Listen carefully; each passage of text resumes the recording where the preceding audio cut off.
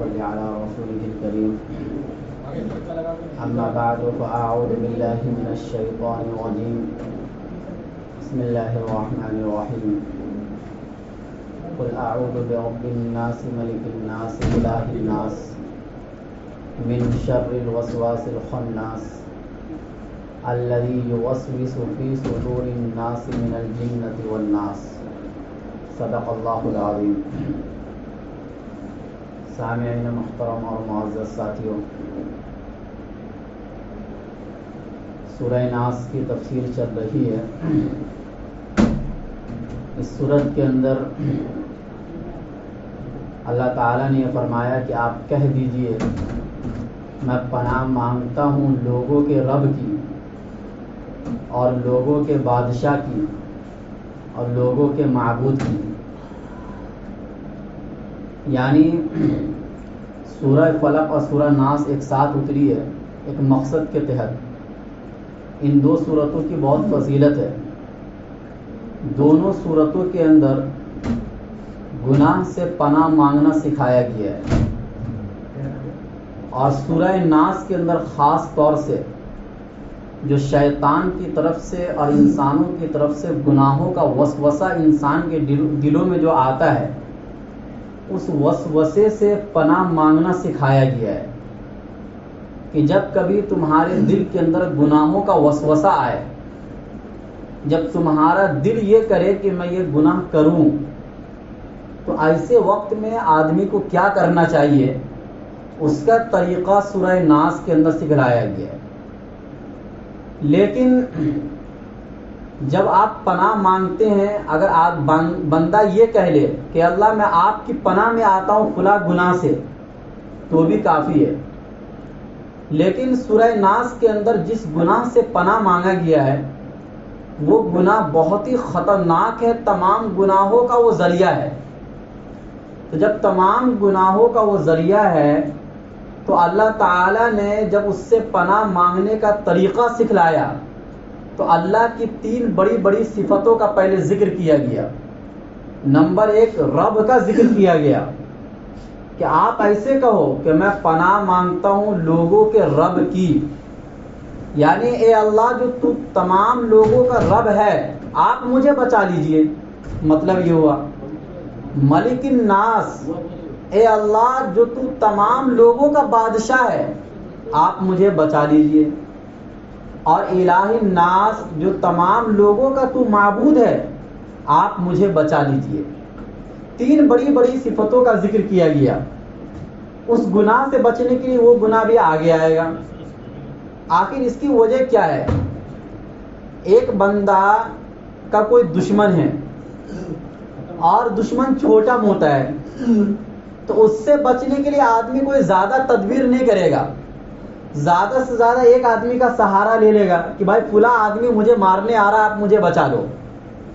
لیکن ایک دشمن محلے میں ایسا ہے اس کا کہ جو بہت ہی خطرناک ہے، جس سے لڑنے کے لیے ایک دو آدمی کی ضرورت نہیں ہے، ایک جماعت کی ضرورت ہے.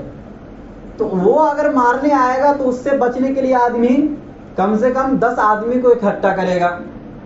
اس کو اور مثال سے سمجھیے کہ ایک آدمی کو کتے سے ڈر لگتا ہے، تو کتے سے بچنے کے لیے ایک چھوٹی سی لکڑی بھی کیا ہے، کافی ہے. یہی اس کے لیے بچاؤ کا ذریعہ ہے.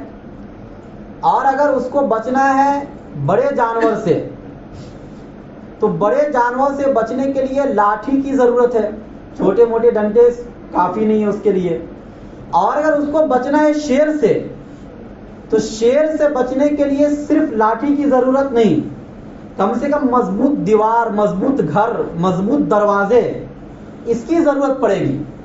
تو پتہ یہ چلا کہ سامنے والا دشمن جیسا ہوگا اس سے بچنے کے لیے تدبیر بھی آپ ویسا ہی اختیار کریں گے. آگے جس گناہ کا ذکر اللہ کرنے جا رہے ہیں وہ گناہ جو تمام گناہوں کا ذریعہ ہے، سب گناہ وہیں سے چلتے ہیں. یعنی شیطان کے وسوسے سے وہیں سے سب گناہ چلتے ہیں. جب اتنا بڑا وہ گناہ کا ذریعہ سبب ہے شیطان، تو اس سے بچنے کے لیے اللہ تعالیٰ کی تین بڑی بڑی صفتوں کا ذکر کیا گیا. اور یہ تینوں صفت وہ ہیں کہ جس میں حفاظت کا معنی بہت زیادہ پایا جاتا ہے. دیکھو اگر اللہ چاہتے تو اللہ کی 99 صفت میں سے رحمان کا ذکر کر دیتے. میں پناہ مانگتا ہوں رحمان کی، میں پناہ مانگتا ہوں رحیم کی، یا اور بھی اللہ کی 99 صفت ہے، رزاق ہے، خالق ہے، باری ہے، مصور ہے. ان تمام صفتوں میں سے کوئی صفت کا اللہ ذکر کر دیتے. لیکن اللہ نے جن صفتوں کا ذکر کیا ان میں سے ایک صفت تو لفظ رب ہے. جب کوئی کسی کو پالتا ہے تو اس کی حفاظت بھرپور طریقے سے کرتا ہے. جیسے کہ ماں اپنے بچے کو پالتی ہے تو ماں اپنے بچے کی جس طریقے سے حفاظت کرتی ہے، دنیا کا کوئی آدمی یا دنیا کی کوئی اور عورت اس بچے کی حفاظت نہیں کر سکتی ہے. اسی طریقے سے بادشاہ جو ہوتا ہے وہ جب اپنے ملک کے لوگوں کی جس طریقے سے حفاظت کرتا ہے، دوسرے ملک کا بادشاہ دوسرے ملک کے لوگوں کی اس طریقے سے حفاظت نہیں کر سکتا ہے. اور جو معبود ہوتا ہے، الہی الناس، وہ لوگوں کا معبود ہے. جو معبود ہوتا ہے وہ اپنے عابد کی، اپنے عبادت کرنے والے کی حفاظت کرتا ہے. تو اللہ تعالیٰ کی یہ تینوں صفت ایسی ہیں کہ جس میں حفاظت کا معنی بہت زیادہ پایا جاتا ہے. اور تینوں صفت کا کیوں ذکر کیا؟ صرف لفظ رب کا بھی اللہ ذکر کر سکتے تھے. اس کی وجہ یہ ہے کہ عام طور سے جو پالنے والا ہوتا ہے یا جو تربیت کرنے والا ہوتا ہے، ضروری نہیں کہ وہ بادشاہ بھی ہو. جیسے ماں تربیت کرتی ہے لیکن بادشاہ ہونا ضروری نہیں ہے. اللہ نے کہا کہ میں رب بھی ہوں اور میں بادشاہ بھی ہوں، ملک الناس. اور جو بادشاہ ہوتا ہے عام طور سے، بلکہ عام طور سے کیا، اس کا معبود ہونا ضروری نہیں، اس کی عبادت کیا جانا ضروری نہیں. اللہ یہ فرماتے ہیں کہ میں تربیت بھی کرنے والا ہوں، میں بادشاہ بھی ہوں اور میں معبود بھی ہوں. یعنی میں حفاظت کرنے میں سب سے الگ ہوں. میرے اندر یہ تینوں بڑی صفتیں پائی جاتی ہیں. تو پتہ یہ چلا کہ اگر کوئی میرے پاس آئے گا کسی دشمن سے بچنے کے لیے تو میں اس کی حفاظت بھرپور طریقے سے کروں گا. اور دشمن سے بچنے کا طریقہ میں خود بتا رہا ہوں کہ کیسے بچنا ہے. اچھا، سورہ فلق جو ہے، سورہ فلق میں دنیاوی نقصان کا ذکر ہے، جیسے کہ حسد کا ذکر ہے اس کے اندر، یا یہ کہ جادو کا ذکر ہے اس کے اندر، من شر حاسد اذا حسد ومن شر النفاثات فی العقد، یا یہ کہ اور بھی گناہوں کا ذکر ہے جو دن اور رات میں ہوتے ہیں. لیکن جو سورہ ناس ہے اس کے اندر ان گناہوں کا ذکر ہے جس کا نقصان آخرت میں ہوتا ہے. اسی لیے جب سورہ فلق ہم پڑھتے ہیں تو اس میں اللہ نے صرف اپنی ایک صفت کا ذکر کیا، قل اعوذ برب الفلق، میں پناہ مانگتا ہوں صبح کے رب کی. اور اس کے بعد 3 گناہوں کا ذکر کیا گیا. لیکن جب سورہ ناس کی باری آئی تو اللہ نے اپنی 3 صفت کا ذکر کیا اور آگے 1 گناہ کا ذکر کیا. تو پتہ یہ چلا کہ وہ گناہ اتنا خطرناک ہے کہ اللہ نے اپنی 3 صفت کا ذکر کرنے کے بعد اس 1 گناہ کا اللہ ذکر کر رہے ہیں. پتہ یہ چلا کہ سامنے والا جو دشمن ہے جس سے ہمیں بچنا وہ چھوٹا موٹا نہیں ہے، اور اس سے اتنے آسان طریقے سے ہم نہیں بچ سکتے ہیں. یعنی شیطان کا جو وسوسہ جو انسان کے دلوں پر وار کرتا ہے، اس سے بچنا کوئی آسان کام نہیں ہے. اور اس سے بچنا اللہ سے پناہ لیے بغیر، اللہ کی پناہ میں آئے بغیر کسی بھی انسان کے لیے آسان نہیں ہے، بلکہ ایک مشکل مرحلہ ہوتا ہے. اسی بنیاد پر جب انسان کے دلوں میں گناہوں کا وسوسہ آتا ہے تو عام طور سے وہ گناہ میں پڑ ہی جاتا ہے. الا ماشاء اللہ بہت کم لوگ ایسے ہوتے ہیں کہ جب گناہوں کا وسوسہ آتا ہے تو وہ گناہوں سے بچ کر نکل جاتے ہیں. لیکن عام طور سے زیادہ تر لوگ وہ ہیں جو گناہوں میں پڑ جاتے ہیں. کیوں پڑ جاتے ہیں؟ اس لیے کہ یہ سب سے خطرناک گناہ ہے. وسوسہ کا ڈالنا انسان کے دلوں میں، یہی تو شیطان کا کام ہے.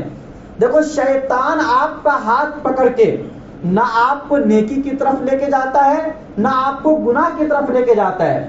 شیطان کا کام صرف اتنا ہے کہ آپ کے دلوں میں ان گناہوں کو اچھا بنا کر پیش کر دیتا ہے کہ دیکھو زنا ہے. اب یہ زنا کتنے نقصانات ہیں اس کے. لیکن جب آپ یہ گناہ کرنے جاؤ گے تو آپ کے دل پر ایسا پردہ پڑ جائے گا کہ آپ کو ان گناہوں کے نقصانات جو ہیں وہ نظر نہیں آئیں گے. سود کھانا، حرام کھانا، اللہ نے قرآن میں کہا کہ یہ اللہ سے اعلان جنگ ہے. گویا کہ تم یہ کہہ رہے ہو کہ یا اللہ میں آپ سے لڑنا چاہ رہا ہوں. کتنا بڑا گناہ ہے. لیکن جب انسان ان چیزوں کی لت میں پڑ جاتا ہے تو شیطان ان گناہوں کو اس کے سامنے اچھا بنا کر پیش کر دیتا ہے، جس کی بنیاد پر اس کا بچنا اس سے مشکل ہو جاتا ہے. اسی طریقے سے چوری ہے. چوری بھی آدمی جب کرتا ہے اس کو نہیں سمجھ میں آتا ہے کہ اس کے نقصانات کیا ہے. اس کو اچھا لگ رہا ہوتا ہے، اس کے ذہن میں یہی آتا ہے کہ میں آج اگر پیسہ چوری کر لوں گا تو میرے جیب میں آج کا خرچ آ جائے گا. تو بظاہر اس کو ہر گناہ اچھا لگتا ہے. کیوں اچھا لگتا ہے؟ اس لیے کہ شیطان اس کے دلوں میں وسوسہ ڈالتا ہے اور اسے یہ بتاتا ہے کہ دیکھو یہ گناہ تمہارے لیے بہت اچھا ہے، کر لو، اس کے کوئی نقصانات نہیں ہیں.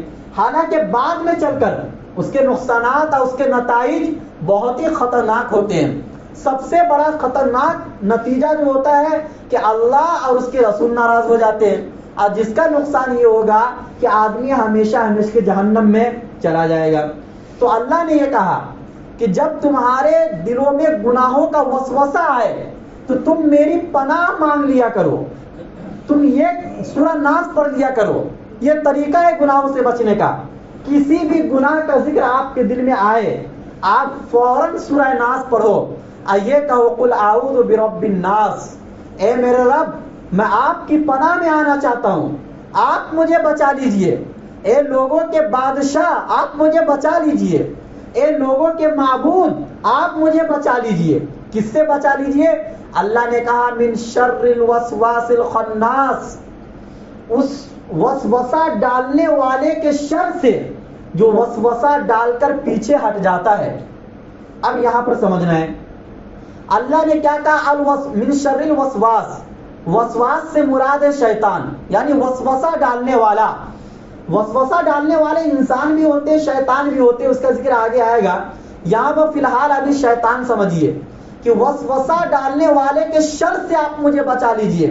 اس کا وسوسہ کتنا خطرناک ہوتا ہے اس کی وضاحت میں حدیث شریف کی روشنی میں کر دوں کہ ایک مرتبہ ایک صحابی رسول اللہ کے نبی صلی اللہ علیہ وسلم کے پاس آئے اور انہوں نے یہ کہا کہ اے اللہ کے رسول انا نجد فی انفسنا ما یتعاظم احدنا من ان یتکلم به. ہم اپنے دلوں کے اندر ایسے وسوسے پاتے ہیں کہ اس کو زبان سے نکالنا ہم بہت بڑا گناہ سمجھتے ہیں. کیسے وسوسے؟ اللہ کے نبی نے تو پہلے سوال کیا کہ کیا حقیقت میں تمہارے دلوں میں ایسے گناہوں کے وسوسے آتے ہیں؟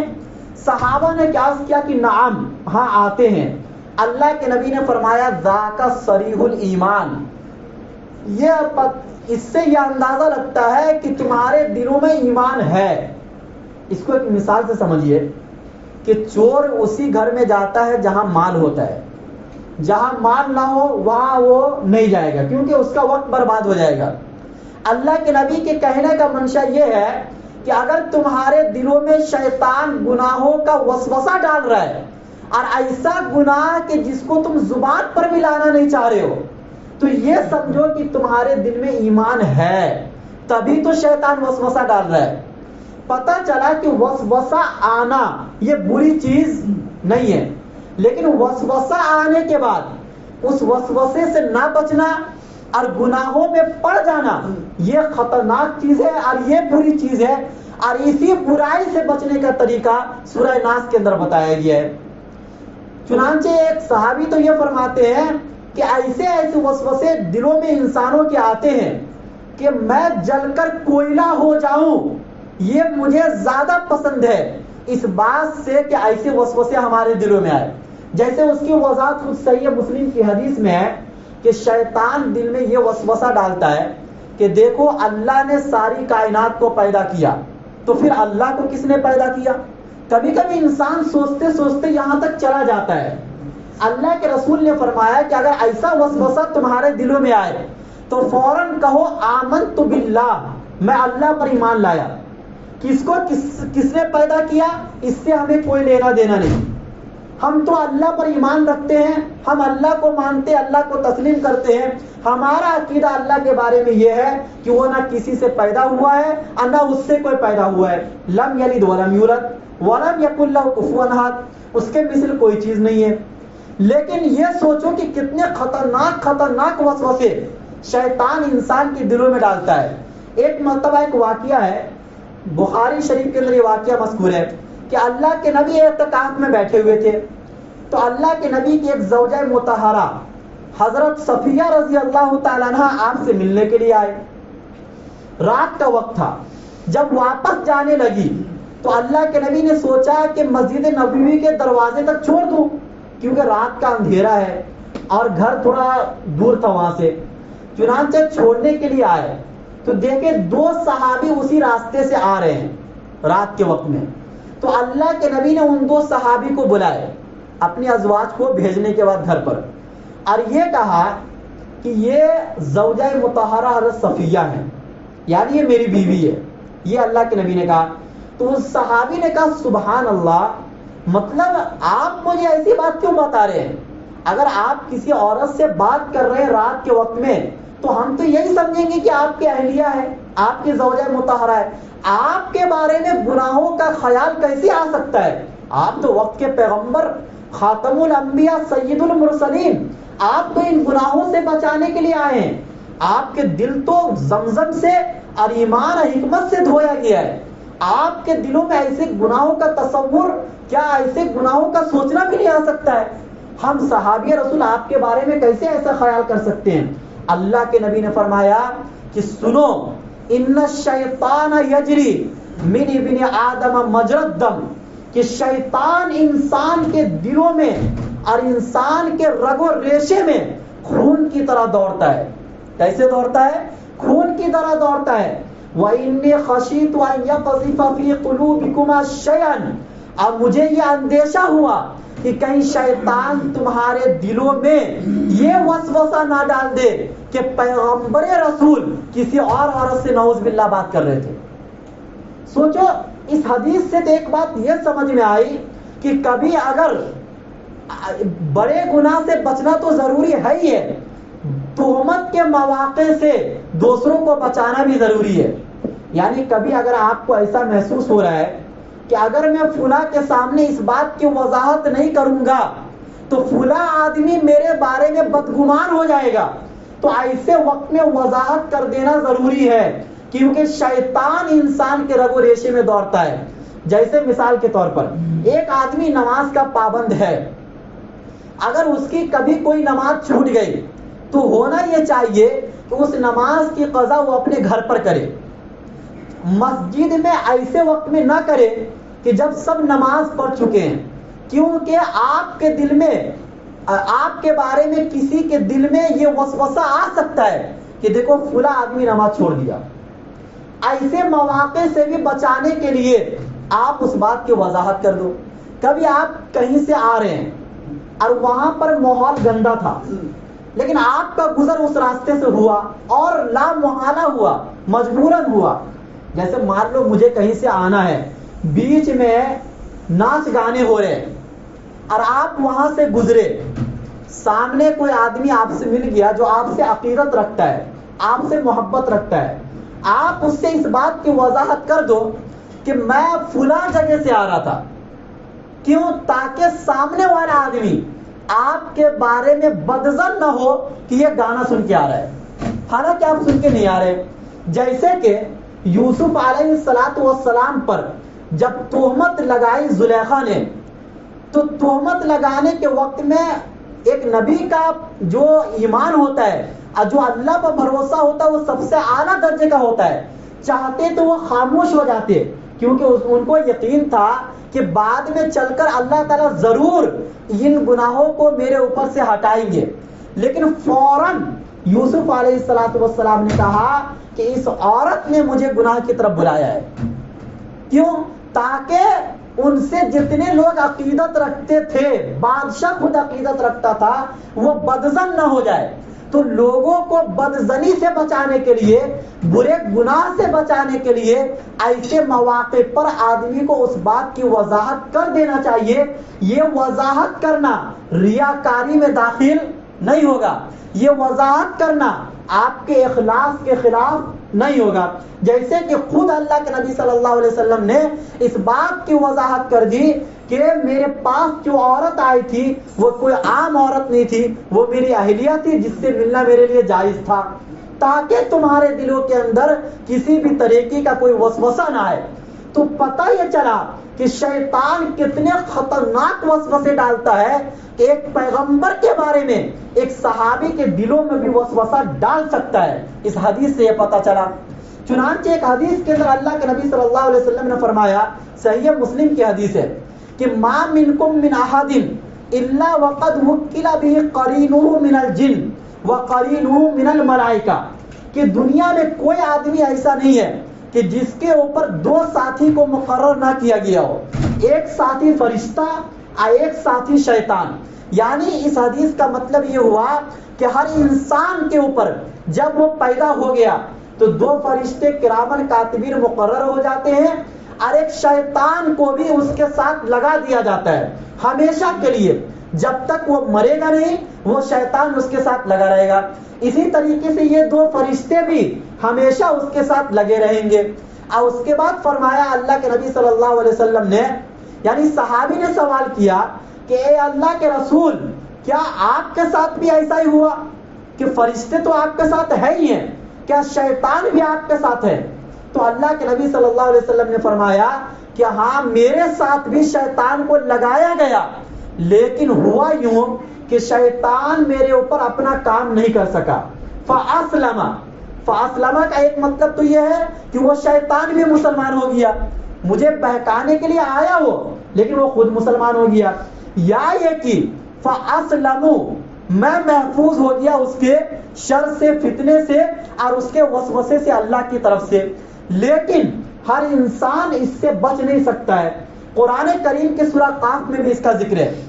اللہ نے فرمایا وَقَالَ قَرِينُهُ هَذَا مَا لَدَيَّ عَتِيدٌ، اور اسی صفحے کے اندر آگے فرمایا وَقَالَ قَرِينُهُ مَا أَطْغَيْتُهُ وَلَكِنْ كَانَ فِي ضَلَالٍ بَعِيدٍ، کہ ہر انسان کے دو ساتھی ہیں. قیامت کے دن یہ دونوں ساتھی آپ کے پاس آئیں گے، ایک فرشتہ میں سے اور ایک شیطان میں سے. فرشتہ میں سے جو آئیں گے یہ جو کرامن کاتبین ہیں، تو ان کا کام یہ ہوگا کہ آپ کو وہ لے کر جائیں گے اللہ کے دربار میں، اور وہ پیچھے پیچھے رہیں گے، ایک فرشتہ آگے آگے رہیں گے، اور جو کچھ آپ نے برائی کیے ہوں گے یا اچھائی کیے ہوں گے وہ نامہ اعمال ان کے ہاتھ میں ہوگا. اور وہ شیطان بھی آپ کے سامنے آئے گا جو پوری زندگی آپ کے ساتھ تھا. تو آپ جب دیکھیں گے اپنے گناہوں کے بوجھ کو تو اللہ تعالیٰ کے سامنے آپ کہیں گے کہ یا اللہ جتنے گناہ ہم نے کیے تھے وہ گناہ کرنے میں میرا کوئی قصور نہیں تھا، یہ جو شیطان جو میرا ساتھی تھا اس کا قصور ہے. وہ کہے گا تو شیطان سامنے سے جواب دے گا ما اطغیتہ ولکن کان فی ضلال بعید، کہ میں نے اس کو گمراہ نہیں کیا، ولکن کان فی ضلال بعید، بلکہ یہ خود اپنے اختیار سے کھلی ہوئی گمراہی کے اندر تھا. اللہ تعالیٰ کہیں گے لا تختصموا لدی، میرے پاس جھگڑو مت، میں نے پہلے ہی تمام باتوں کی وضاحت کر دیا تھا کہ کن باتوں کی وجہ سے گناہ ہوتا ہے اور کن باتوں کی وجہ سے تم کو ثواب ملے گا. ان باتوں کی وضاحت پہلے سے ہو چکی ہے، اب یہاں پر جھگڑنے کی ضرورت نہیں ہے. اس کا ایک لمبا قصہ اللہ تعالیٰ نے سورہ ابراہیم کے اندر ذکر کیا ہے، جس کو انشاءاللہ میں اگلے ہفتے بیان کروں گا. خلاصہ یہ نکلا کہ سورہ ناس کے اندر اللہ کی 3 صفتوں کا پہلے ذکر کیا گیا، اور 3 بڑی بڑی صفتوں کو ذکر کرنے کے بعد ایک گناہ سے پناہ مانگا گیا ہے. اور وہ گناہ کتنا خطرناک ہے جس کی وضاحت میں نے آپ کے سامنے قرآن اور حدیث کی روشنی میں کیا کہ اتنا خطرناک ہے کہ اس سے بچنے کے طریقے کے طور پر اللہ نے مکمل ایک سورت کو اتارا ہے، اور اسی سورت پر اپنے قرآن کریم کو ختم کیا ہے. اپنے کلام کو ختم کیا ہے سورہ ناس پر، قرآن ختم ہو جاتا ہے. تو سوچئے کتنا بڑا گناہ ہوگا اور کتنی خطرناک چیز ہے شیطان کا وسوسہ، جس کی اور وضاحت آئے گی. اور اس سے بچنے کے لیے اللہ تعالیٰ نے اپنی 3 بڑی بڑی صفتوں کا ذکر کیا. لہٰذا اگر آپ کے دلوں میں کبھی بھی کسی بھی گناہ کا وسوسہ آئے تو فوراً سورہ ناس پڑھ دیا کرو. انشاءاللہ وہ گناہ آپ کے دلوں سے ایسے مٹ جائیں گے کہ ان قید الشیطان کان ضعیفا، کیونکہ شیطان کا مکر اور شیطان کی چال بہت کمزور ہے. جب آپ رب کی پناہ میں آ جاؤ گے، اللہ کی پناہ میں آ جاؤ گے، اور اللہ اگر آپ کو بچانے پر آ گیا تو یہ شیطان کا مکر اور شیطان کی چالیں اور شیطان کی تدبیریں اللہ کی طاقت و قوت کے سامنے میں ایک مکڑی کے جال سے بھی زیادہ کمزور ہے. اللہ ہم سب کو کہنے سننے سے زیادہ عمل کرنے کی توفیق نصیب فرمائے. ایک اعلان یہ بھی ہے کہ ماشاءاللہ آپ لوگوں نے بہت امداد کی، جس کی بنیاد پر مسجد کا کام اوپر کے حصے کا مکمل ہو گیا، پورے میں ٹائلز بھی لگ گیا، نیچے کا بھی کام مکمل ہو گیا. تھوڑا اور ہمت کیجئے، کیونکہ اندر کا حصہ بہت خوبصورت نظر آئے، اب باہر کا حصہ خوبصورت نظر نہ آئے تو یہ ایک عیب سا لگتا ہے. اور اللہ کا گھر عیب دار ہو یہ گوارا نہیں ہے. آپ اپنا گھر جب بناتے ہیں تو کبھی آپ یہ نہیں سوچیں گے کہ گھر صحن اور در و دیوار بہت اچھے نظر آئے اور باتھ روم بہت بیکار نظر آئے. جب آپ ٹائلز لگاتے ہیں تو پورے گھر میں بھی لگاتے ہیں، باتھ روم میں بھی لگاتے ہیں اور باہر کے حصے میں بھی لگاتے ہیں، تاکہ دیکھنے والے کو اچھا لگے اور اس کو بھلا محسوس ہو اور وہ تعریف کرے اس کے اوپر. تو اگر ہم رب کے گھر کے اور مدد کریں گے اور اللہ تعالیٰ کے گھر کے بنانے میں ایسی مدد کریں گے کہ اندر کا بھی اچھا لگے، باہر کا بھی اچھا لگے، تو اللہ آپ کی تعریف کرے گا اور اللہ آپ کے مال میں برکت میں، آپ کے جان میں، ہر ایک چیز میں اللہ آپ کو طاقت و قوت عطا کرے گا. اللہ ہم سب کو کہنے سننے سے زیادہ عمل کرنے کی توفیق.